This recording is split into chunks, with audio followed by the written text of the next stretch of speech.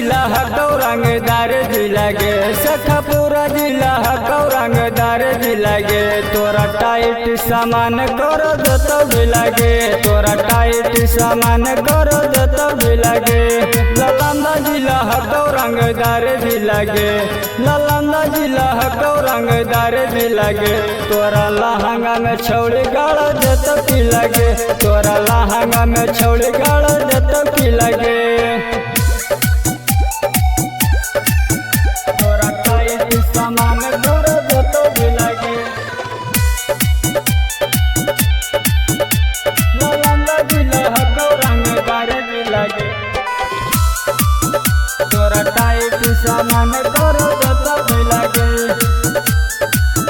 छौड़ी करे नहीं घुमान अभी उमर हो नादान छौड़ी करे नहीं घुमान अभी उमर हो नादान सब छौड़ा के पूरा कर दही अरमान सटे जावा पर नाचे पर तो हिला ही लगे सटे जावा पर नाचे पर तो हिला ही लगे न तलहंगा में छौड़ी गाड़ दतो की लगे न तलहंगा में छौड़ी गाड़ दतो की लगे जमुई जिला हकौ रंगदार जिला गे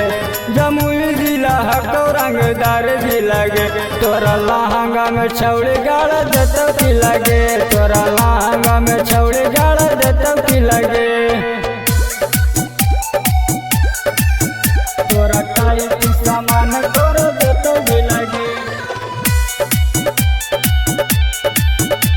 नालंदा जिला हकौ रंगदार जिला गे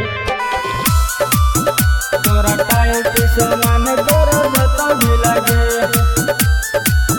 हकौ यादव के इलाका हो तो रात भर धमाका हकौ यादव के इलाका हो तो रात भर धमाका यहाँ चला तो के गोली नहीं छूटा तो पाड़ा का संतोष यादव कहो करे पर तोरा से ली लगे संतोष यादव कहो करे पर तोरा से ली लगे न तलहंगा में छौड़ी ठोका दतो की लगे न तलहंगा में छौड़ी गाड़ दतो की लगे